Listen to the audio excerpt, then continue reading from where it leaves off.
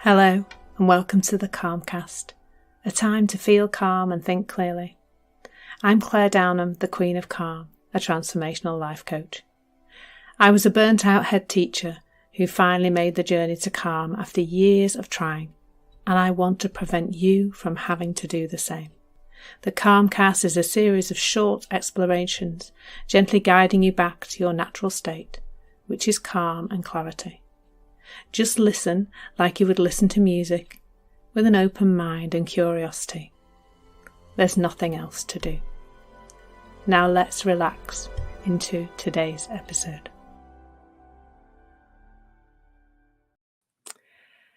Good morning. If it's morning where you are, good morning, good afternoon or evening, I should say, shouldn't I really? Because some of you will be watching this at a different, or listen to this a different time of day to where I am, or perhaps you are watching it live, but you're somewhere else in the world. So today, do you know how the irony of life is? Like, I've turned up late today, and I've turned up late to talk about the inner critic. And of course, she's going a bit spare with me right now. It's just ironic, isn't it? How the universe presents us with these opportunities to explore things right, like in front of our faces. Because what happened was I have 2 alarms that go off. So some of you will be listening to this as a recording, but some of you will be listening to it live. And I put an alarm on. I put one alarm on at 25 to 8 and another one at 43 minutes, well, just before 1:45, so that I'm here ready. In between the 2 alarms, my phone ran out of charge because I'm trying at the moment to let my phone run out of battery, go right down to try and refresh the battery because it's got a little bit tricky, and I understand if you let them go flat a few times, they come back to life again. So in between the 2 alarms, my phone switched off. I put it on charge, but I didn't switch it back on because obviously it had 0 battery. I switched it back on now, so I won't miss the rest of my appointments today. But it didn't go off, so I didn't arrive.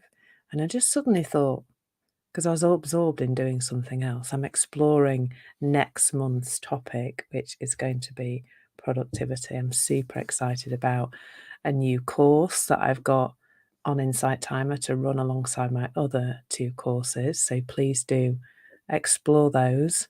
They're really cool. So I have 3 courses. Well, I'll have 3 courses hopefully today, or later this week. Calm, balance, and clarity with ease. Fulfilling your full potential with the 3 principles, and stress to success, which I can't even say. I don't know why I've called it that. Stress to success, a 3 principles approach to productivity, to effortless productivity, actually. So that will be hopefully live later this week. I hope by the time you're listening to this, actually, if you're listening on Insight Timer, you will be experiencing that course, which is really cool. So this morning, I've turned up late, and of course, the little voice in my head, the inner critic, is going, "Oh, what? Why have you managed to do that? That's not very good, is it?" But it lasted such a short time. Like in the past, I can absolutely guarantee that I would have been on at myself in that horrible critical thinking, thoughts about myself, the inner critic. I would have been lost in that for a really, really long time. Berating myself. Why didn't I get ready? Why didn't I realize that my alarm? I've forgotten. Am I getting old? Are you stupid? There just would have been a catalogue, an absolute catalogue of nonsense going through my head. But that's really cool to see that now. That's not so much of a problem. And I would say it's partly because I'm just quite dismissive of that voice now. "Oh, yeah, whatever." Just and I was talking about the inner critic, on another live on Insight Timer recently, and I spoke about how it's a bit like, why do we listen to that voice? Because it really is quite mean, isn't it? That voice, the inner critic. Oh my goodness, it's vile. We wouldn't talk to anybody else like that, most of us, I don't think. And I said it's a bit like, if you got to the traffic lights and I said, I said, can you imagine the Joker? I was trying to think of somebody who was just like really horrible and a bit unpleasant and shouts a lot. And the Joker came to mind, my image of the Joker anyway. Those films have got really dark, haven't they? Batman films. Anyway, the Joker is sitting in the back of your car. You get to a red traffic light and driving along, and then the Joker's in the back of your car, and the Joker's screaming at you, "Go through the red light," "Go through the red light, go through the red light," over and over again. And you're just like, "Oh, shut up, idiot." You just would be just like you just ignore him, wouldn't you? Um, because he would just go, "Wow, you're just being ridiculous." And then when the light went green, if the Joker then started shouting, "Stop, stop, don't go," you'd just be like, "No, no, you're just being ridiculous now. I know you're ridiculous because you're the last thing you said was ridiculous, and now you're saying more ridiculous things. You're just being ridiculous." And you would just ignore it. You wouldn't you wouldn't necessarily, I mean, eventually you might open the door and push the Joker out. Not while you're moving, obviously, because we're not that kind of people, are we, folks? We're nice people. So, but eventually you would probably just push the Joker out and go, "Oh, you know, enough already. That's ridiculous." So I think that's just really, it's just interesting how we can have a different relationship with some idiot sat in the back of our car shouting, "Go through a red light." But yet we take this voice in our head so seriously. And what I would love you to see about that voice is that it's the same thing, really. Like it's just a leftover voice of somebody that was in a bad mood. Let's think about the Joker being in a bad mood. He's got out of bed the wrong side. He's a bit hangry. He's not very happy. Batman's got one up on him again. So he's just like in a foul mood, sat in the back of your car. He's lounging about. He's probably got a cigarette hanging out of his mouth. He doesn't care that he's smoking in your car. He's just horrible. And yet and we don't take him seriously because he just looks ludicrous, doesn't he? And but when a voice comes in our head saying, "Oh, you're an idiot for not turning up on time," or whatever else it might say, for some reason we take that voice seriously. And I think it's just because it's in our head. Like, of course, it's our thinking. We take it seriously. It's who we are. It's the voice. That's what how we run our life, don't we? With this very serious voice in our head, this voice that tells us how to behave and has kept us safe for years and years and years. But that voice is constructed from the same kind of quality of stuff as the voice of the jester. Somebody in a bad mood, somebody who was upset with us, somebody who got out of bed the wrong side one day and we happened to be in the flight path of their mood. Things that we misunderstood.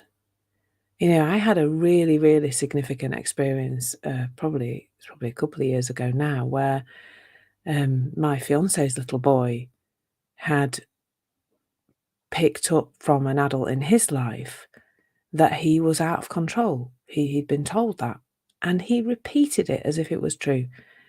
He'd been in trouble for something, and we said, "What's going on with you? What do you think happened there?" And he said, "Oh, it's because I'm out of control."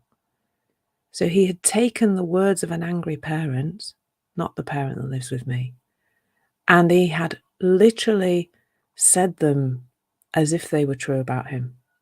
They had already, within weeks, had already become part of how he saw himself. And that really struck me because I was like, "Oh my goodness, how quickly does it happen?" And how, we obviously redressed the balance and helped him to see that's not who he is. And that's just parents get upset sometimes, and when they're upset, they say things that aren't true. We all do, don't we? But when you're a little child, you take those things on board because your brain is just like that. It's learning all the time, and it's doing some helpful learning, like, don't touch the hob, it's hot, you're going to burn yourself, and don't walk out in front of a moving vehicle, that's going to hurt too. And all the other sensible things, like how to hold a knife and fork and read a book, and, lots of useful things we're learning. But we're also learning some things about ourselves that are not true, and we're learning that a lot from upset people.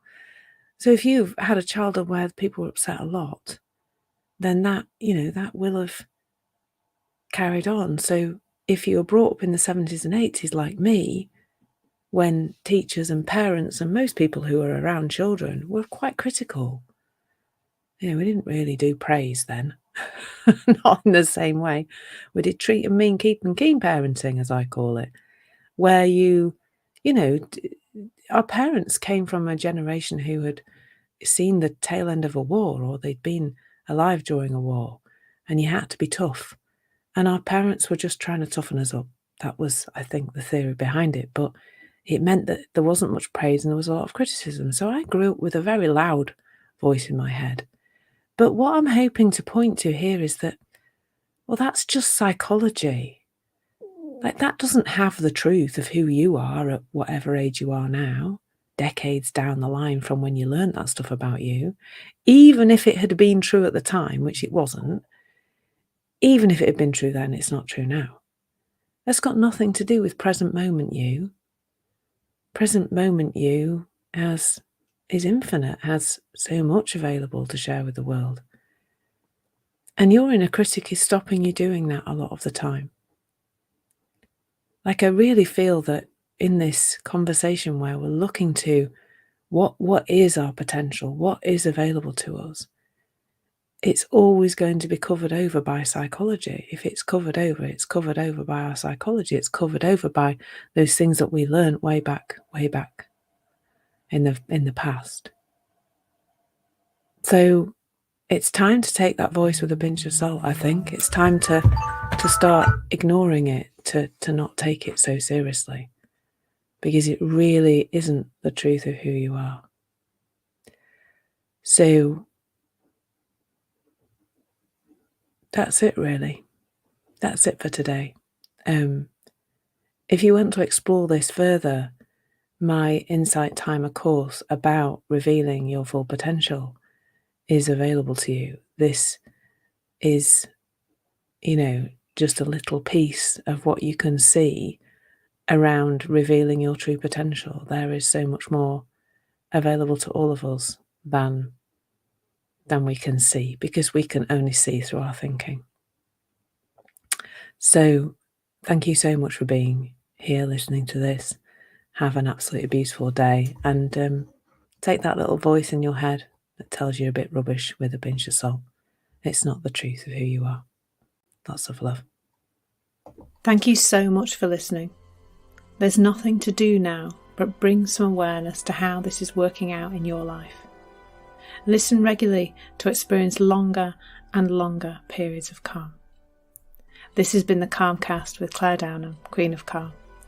Take care and keep listening.